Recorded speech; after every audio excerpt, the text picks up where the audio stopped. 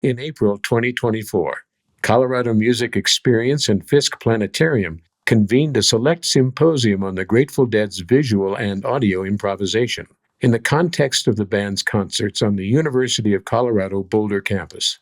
Notably, the very first, at the University Memorial Center's Glenn Miller Ballroom in 1969. Representatives from Spontanuity reunited to recreate their psychedelic light show from 1969 on the Fiske Planetarium Dome, using archival assets from the original event.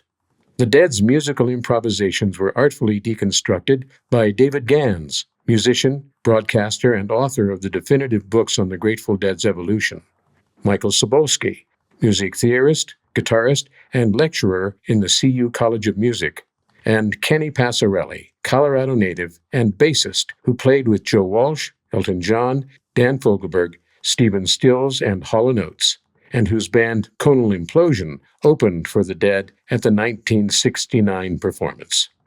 And for those Deadheads in the know, Kool-Aid, not the original electric variety, and Dancing Bear cookies were served. At the beginning of 1969, Pat Steimer had been elected CU Student Council president. San Francisco's Haight-Ashbury scene and the psychedelic revolution had arrived in Boulder, and so there was talk of doing a concert series. Steimer was a straight guy, but he was savvy enough to recognize that the freaks with long hair and bell-bottoms walking around University Hill in a drug-assisted, holier-than-thou cloud knew some things. So he came up with a budget of several $1,000s for entertainment and a little more to build a light show. Marty Wolf was a hippie from the Bronx who started the Ball for Peace, a series of local band concerts. He was also a Grateful Dead freak, and he called the band's booking agency in Los Angeles. The agent said, "Okay, we can do April 13th for $2,500, a flat fee." In those days, you paid a certain amount, the band came and played, and that was it. No percentages of the gate or merch sales like today. From the start, the Grateful Dead traveled with their own sound system. They were sound freaks who wanted everything exact, but no one traveled with lights yet. They relied on local promoters to put that together. Owsley Stanley, was part of the Grateful Dead's entourage, their wizard electrician, their stage manager, and their connection to conscious-altering drugs. And in Boulder, he took the UMC's breaker panel apart, rewired it to direct power to the stage amps to accommodate the band's electrical needs. He also rewired everyone there. The fans drank free apple cider out of gallon jugs that were being passed around, which turned out to be spiked with LSD. So there were 2,000 people on acid in a 1,200-seat room with the Grateful Dead playing on stage with this light show of color and liquids moving on the walls. The band probably didn't care that they got paid, but they played for 4 hours. The art community, the music community, and the hippie community in Boulder were completely connected through the seminal, pioneering Grateful Dead concert. The psychedelic light show at the UMC was originated by a group of visionary artists who were billed as the Bulb at this very first event. They eventually became known as Spontanuity, an integral part of the concert business well into the 70s. Here's how they did it. 55 years ago, on April 13th, 1969, I promoted the Grateful Dead in the UMC Glenn Miller Ballroom in Boulder. And we created a light show with the funds from the Student Council budget. And this was our first light show with the national band. And I'm about to open the box of slides I haven't looked at in 50 years, or 45 years. That was some of the slides used for the original light show. This is the box. The name of the light show was Spontanuity, because we needed a name, and continuity and spontaneous seemed to matter. And then here it is. So this is some of the actual goods. And this is how I made notes. I never was good at handwriting or penmanship, but these are slides, and in here there are both these kind of slides, and then there are also glass slides. The Grateful Dead were $2,500 flat. Ticket prices were $250 in advance, $350 at the door, and if you didn't have money, we basically let you in because we didn't really care. That's how it was. It went like this. Hey, let's do a light show. That was it. And then we got the budget from the student council, guy's name was Pat Steimer. He was Pat elected Steimer. student council president. Yes. And this guy named Alan Armstrong, who was in the family of Boulder hippies, Chaz I, Kit Thomas, Scott, all these guys in the light show, a whole bunch of people, a lot of East Coasters, Philadelphia, New York, Boston, and DC. Boston came together, and we were in Boulder, and Boulder was a center. And Alan Armstrong had been doing some ideas for concerts in Boulder. So I started doing these concerts with local bands. SDS, which was not a violent organization at that point, was sponsoring because you needed a university group to sponsor an event. So I went to SDS, who I had met in Chicago, getting my head split open in '68, and I went and got them to sponsor us for 10% and hired the bands, and I got 10% to make a little bit, smidgen, and we started doing concerts. I think we did 5 or 6 of them. Slumgullion was a band locally, Zephyr, Conal Implosion played, The Finger, just different bands, and we had these great low-level parties in the UMC Ballroom, big black and white picture of Glenn Miller and these bands. And then Pat Steimer came along with his power and his budget and said, here's some money. I said, hey, we want to do a light show. He said, here's $4,000. And we bought all the equipment, and that's how this light show was born. This idea of what psychedelic drugs were creating in terms of color and moving light and basically unleashing the creativity of your psyche. It's a real thing. If you've never been there, oh well, too bad. But it's a real thing, and someone had the idea of saying, well, maybe, I don't know, it was a creative genius that came up with the idea of, hey, if we take some oil and water and color the water and move it around and project it using, hey, I know what maybe an overhead projector. So the dishes would sit here, the light comes up from this unit into this mirror at a 45-degree angle and projects it onto a screen. It's so that the gravity, you can't put water in oil like this, gravity won't work, but gravity like this on this big square lighted plate with a bright light behind it, up through the color and the liquids, onto this and projecting onto a screen. Overhead projector, you've probably seen them in your science classes, or if you've ever gone to school, if you're that person, you've noticed an overhead projector in the presentation, same thing. And then the slide projectors, these were the Cadillac back in the day, Kodak carousel projectors with a zoom lens so you could make sizes happen. And these are the tools to create what you're going to be looking at. We used to use a little motor with variable speed so you could adjust the speed of it, because when we cut a hole in that black circular wheel, it creates a strobe effect. And by turning that wheel at a certain speed, that hole moves from carousel to carousel to carousel to carousel. And it basically goes boom, boom, boom, boom, boom, boom, boom, boom, over and over. And you dial in the speed and you dial in the intensity of the bulbs using dimmers, and you balance it off with the intensity of the overhead projectors, which are fixed. So that was where you started. You dialed in your overhead projector and your color. And then we would adjust the other machines, the intensity of the bulbs in the carousel projectors, slide projectors, so that it didn't overwhelm the background and it looked balanced. You wanted it to go in and out of the color. You didn't want it to overwhelm it. And there was a lot to that, and we were really good at that shit.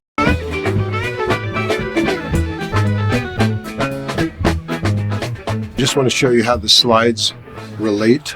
I've got some similar slides. This is a set of 4. In each tray, there's a 0, and there's numbered 1 to 80. So I'm going to put this one in the number 1 position of this tray. I'm going to load the second tray, same thing, number 1 position of each. And then I'm going to take these 4 images of what happens to be my face at the moment. And I forgot, I think you load them upside down, is what I remember, because this is the first time I'm doing this again. Upside down, backwards. Upside down and backwards. Someone said that. I heard a voice. It's not the first voice I've heard. So I could basically juxtaposition, position so the face was over the face, and by covering one and then covering the other, I could make myself wink. So in the middle of this background of swirling color liquids from 2 overhead projectors and the strobe effect of some of this other stuff creating more color patterns in the middle of it would be this guy blinking, and it would be in sync with the music, which was the beauty of using two slide projectors, because you could kind of go with the beat. You could go with the groove and actually lock in the visual with the audio, and it would connect the whole thing. So those were techniques we used to create synchronicity. And if you were looking at color slides, it would start moving and growing, and you begin, as they said back in the day, tripping out. Of course, there was acid involved a lot, and that's just how it was. We would take 4 of these guys, Hard graphics. and use hardline graphics. Now, this was clear white light, so you can figure out by now you have to dial the intensity of these back so it didn't overwhelm, because you didn't want it to be too apparent. Everything needed to be subtle and blend, because when you close your eyes and you see color in dreams, everything works together, and that's what we're trying to do, recreate the psychedelic dream. So you basically would take like four of this type, 4 of this type, here's a third one, and when you get 4 of them, you could make them move a little, and basically they pulsate and grow, because you can't focus on any one set of work that each projector is doing. It's really the layers of different kinds of projection that tend to create the basically tricking the mind, right? You're tricking the mind to see things it's really not seeing, because you're bombarding it with color and movement.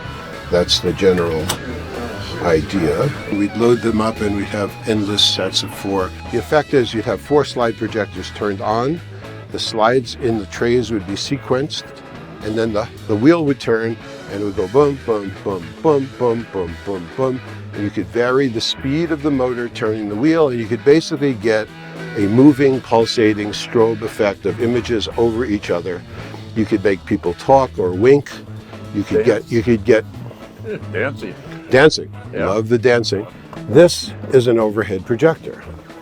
This was a critical element of a light show, because what you could do is take a glass clock face and put oil and colored water-based dyes in the same clock face, concave, and they wouldn't mix, and you'd get pools of color dancing in clear white oil, and then you'd put a second clock face on top, so it was literally almost squishing it, and by moving the top tray, what he said, you could get the thing to move and pulsate, and that's what created the most notable and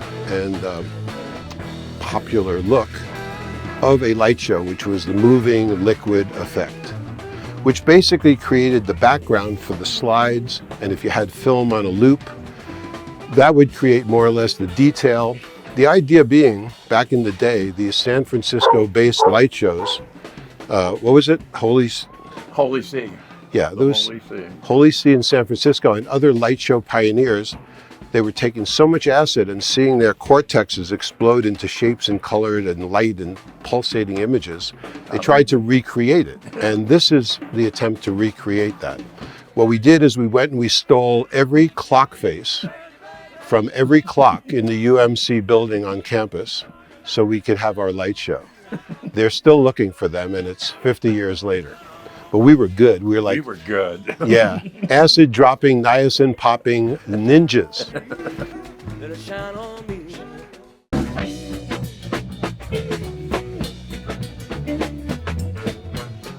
All right, so what we're going to talk about here is how you prepare a plate, which is what gives you the liquid effects in the light show. And the plate itself are something similar to clock faces, as Marty described earlier. Back in the day, we went around and stole them off the actual clocks, but there's pieces of glass that nest on top of each other, and you add the color to the plates, and then you manipulate the plates to get the squishy effect. This works off the principle of oil and water don't mix. So you use mineral oil and regular water as the base, and then you add color to the base. You add oil-based color to the mineral oil, and then watercolor to the water. You can also add alcohol which acts as a surfactant and makes the water wetter. Generally, a colored oil and a colored water, they wouldn't mix, so you'd see these bubbles floating around in a liquid background, and they'd never combine, and you could get two distinct colors working. If you have two overhead projectors or more, which we have, you could get 4 or 6 colors working in different patterns, and it really gets trippy. There are 4 slide projectors set up with an image that's kind of synced up and a hole cut in it, and if you could drift around and show the projection, it's this guy's face in different positions. He's winking, he's closing his eyes, he's opening his eyes. If you add a projector, Patrick, this is an overhead projector in the mix, and again, you can see how that provides a background. Then we're going to add Chaz's overhead projector, and he's going to start swishing, the way that this is going to work. And you can kind of see an effect of a sequenced set of slides with a couple of overheads. If we had music, we would have music, but we don't have music. At the end of the day, we projected all of this onto a big white curtain. I don't think it was a sheet. I think we actually had the curtains because we used to do them in events and ballrooms where they actually had projection screens. But bottom line is this thing grew and grew and grew, and it was really great. We probably did dozens of light shows. And the one on April 13th, 1969 in the Glenn Miller Ballroom was the first one, and for me the best one. Kids were conceived that night, relationships were formed and blew up, but it was very colorful. This is the economy version. This is the economy version. So Used to be 4 of us. and this is 5 of us. 55 years later from when this light show was created, so there's that. And I just want you to get this shot right now, because the 3 of us are still fucking here, okay? Just saying. And God bless Jerry Garcia, and God bless G. Brown, in the same sentence. In the same sentence. We haven't died. Yeah. We woke up, that's it. 1969 has been declared the best year for rock music, or at least the most interesting. The Beatles played their final concert together. The Rolling Stones set the standard for the future of rock concerts. Bob Dylan came out of seclusion to launch a new genre, country rock. The Who released Tommy, the first commercially successful rock opera.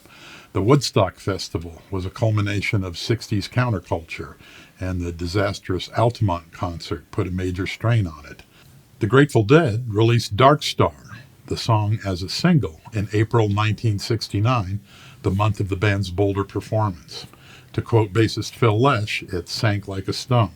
1,600 copies made up the original shipment by Warner Brothers Records, but only about 500 actually sold. That studio recording of Dark Star lasted only 2 minutes and 50 seconds.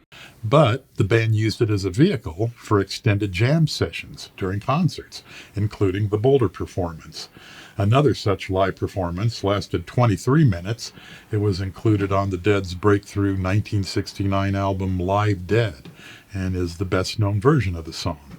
Dark Star defines the Dead's early improvisational music, and with Live Dead, the Dead became legends. At the Colorado Music Experience Symposium at Fiske Planetarium, Grateful Dead scholars and musicians David Gans and Michael Cebulski and musician Kenny Passarelli spoke and performed a version of Dark Star. First of all, the single of Dark Star is sort of like a drawing on the back of a napkin that later became the Mona Lisa. It was just the schematic of the song, all of the elements of Dark Star in that single, but they got expanded at great length, sort of upwards of 20 minutes, half an hour, sometimes even longer at various times, because what the Grateful Dead did was improvise, and they invented new music on the fly every time they played. But the thing if it had just been that, they probably would have been fairly obscure and not done much in the bigger marketplace, but they also wrote great songs, and they also were interpreters of other people's songs. And the thing that made the Grateful Dead so magical was that they gave equal weight to those 3 things. They could jam, they could play other people's tunes and make them their own in incredibly important and magical ways. And they wrote, especially starting in '69, that was sort of the beginning of a songwriting binge that lasted about 5 years and yielded probably, several dozen songs that still thrive to this day and are performed by dozens, if not hundreds, of different people every day in this country. I think one of the points, thanks for the question, I think one of the points is that thanks to the Dead's late career pop success, which I know us Deadheads have contentious feelings about at different times, we have the technology of things like MTV in the late 80s, and we got to see how the Dead were, put into this sort of pop music world that maybe was always a part of the gestalt, a part of the plan, but it really didn't hit in the mainstream until 1987 in Touch with Grey. And what that brought on for so many bands in the 90s, which Boulder has such a great history with. I mean, the Samples, Leftover Salmon, so many bands, String Cheese, was the ability for jamming to hit into the pop mainstream. And so I think, really without the Dead, without what they accomplished throughout their career, we wouldn't have had that legacy, which is still strong today. Coal Implosion was a three-piece kind of cream knockoff of power blues band. And what I remember, and I wasn't sure about this until Don Cameron mentioned it, usually when you're an opening act, you're lucky if you get 20 minutes, okay? You're gonna have the headliner, the road manager is gonna come to you guys and he's gonna say, you guys, 20 minutes, and if you're not off by 21 minutes, we're gonna pull the plug. And that was always the thing. So I remember we went to the Dead's road manager, and we were just kind of like shy. And, how much time can we play? And they said, you play as long as you want. True story. So what I feel I learned years later, especially after playing with acts that played song after song after song, and there's precision amounts because you're playing, you've got hit records and people want to hear those hit records. What I figured out after I really started to understand what the Dead were about was that they were interacting with the audience, that there was this conversation that was going on with each other, but they were involving the audience. And it's a completely different thing to be able to be free enough to get away from the so-called greatest hits and be able to be free and spontaneous. That pulls a different type of energy from people. And that's the magic that they have, and that's why they're filling stadiums still. Yeah. Hank Schmidt, Chaz Barber, and Patrick Culley were members of Spontanuity, the psychedelic light show that provided visual background for the Grateful Dead's 1969 concert using multiple image-making devices. I see out in San Francisco, those guys rocked 15 over projectors. And motion picture, free-form slide work, they just melted the walls. And then Joshua, back east, our band over there, yeah, Joshua, they were killer back east. And we tried to hold down the middle of America. We started out with the light show, and then people asked, could you bring a spotlight? Could you bring some side light? And it ended up with a 53-foot semi-trailer full of lights and many rock and roll bands in 8 years with the Doobie Brothers, all from a light show. Today, instead of gel lights, there are prisms in front of the lights, in front of the digital lights that are computer controlled. And yeah, you're right, you wouldn't recognize it at all. And it's sort of like the planetarium gave us a show of their digital, their laser light show, and then you think of us with overhead projectors and carousel projectors. But, back then, it didn't make any difference because back then it was the state of the art. Well, basically, we robbed the AV room. We had carousel projectors, we had film strip projectors, we had 16 and 8mm projectors that we ran film loops on. any way we could put some kind of a visual up on the screen, we would try to employ that. So we really, when the light show was raging, it was raging. It was like cinemascope, wall to wall, drop another tab and take off.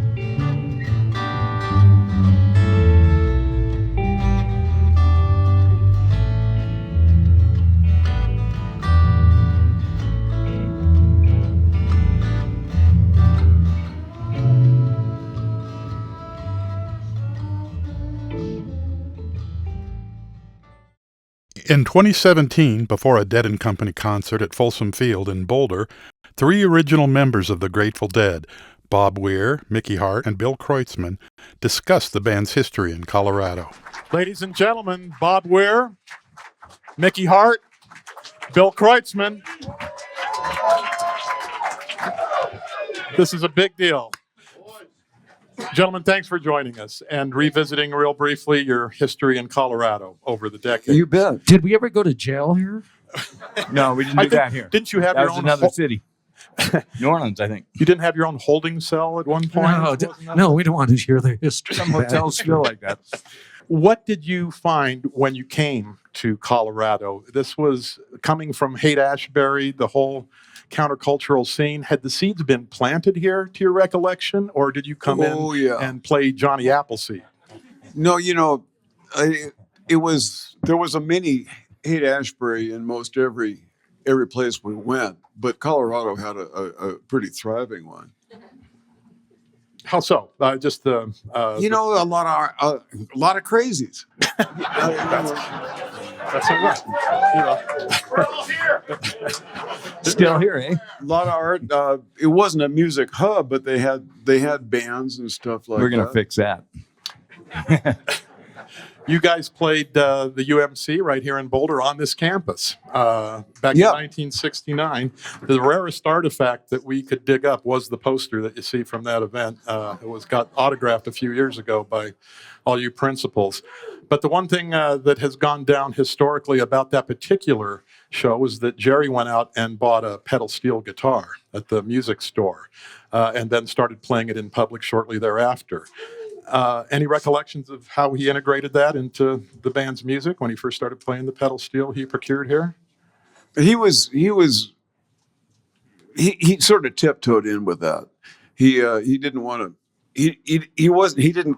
It was a very complicated instrument. It is a complicated instrument to play, and he didn't want to just come crashing in and play a bunch of horrendous wrong notes and stuff like that, which is real easy to do on that instrument. So he sort of tiptoed in. He'd play, he'd have it set up on the side of the stage, and sometimes he'd play it, and sometimes he wouldn't on our gigs. And then when we started playing with the New Riders, New Riders of the Purple Sage, he was. For a while, he was the pedal steel player there until they got a real one. Very good. And September 1972, 45 years ago, you guys did your first show right here at Folsom Field, and Boulder became a hotbed of Deadhead activity ever since. I am I'm not trying to bait you guys, I promise, but I was at that show, and my memory is that hundreds of bags of marijuana flew off the stage, and people were reaching for them. And some real generous and quite well-to-do benefactor, and I think he probably was in that business, made sure that everybody got all the weed that they could handle. Yeah, there were two explosions, and I just wanted to give you credit for the first distribution system in Colorado. I mean, now we're known for it, but you guys were really ahead of the curve. So. That was a crazy gig. It rained the kind of rain you expect fish to swim by, and there was St. Elmo's fire on the piping that held the stage up. Everything was enormously electrically charged. But we lived. Everybody lived.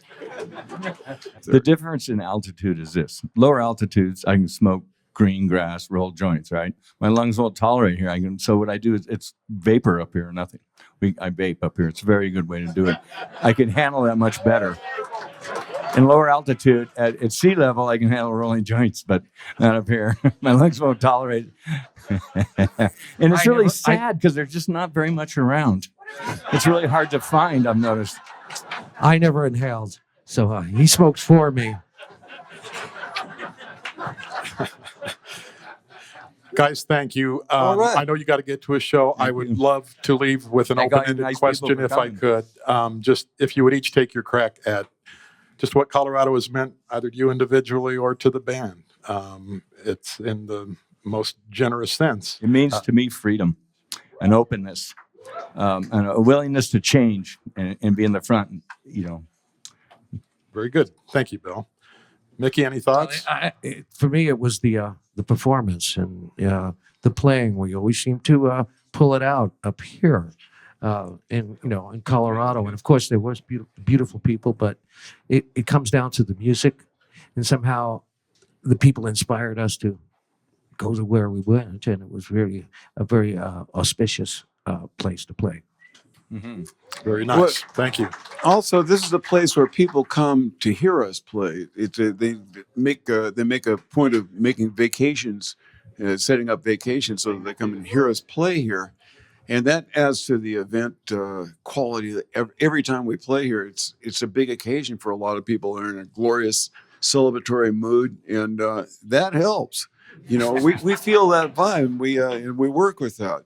And aside from that, this place has always been really my second home. I love the place. The idea was to play. The idea was to play at least as good as the audience was, perhaps better. But that was so inspiring. It's true. All right. I don't think we can top that, ladies and gentlemen. They got a show to do. Bob Ware, Mickey Hart, Bill Kreutzmann. Thank you guys so much.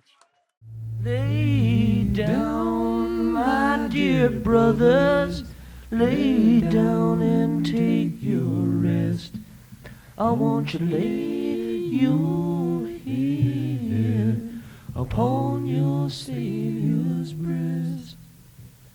I love you, oh, but Jesus loves you the best, and I bid you good night. Good night.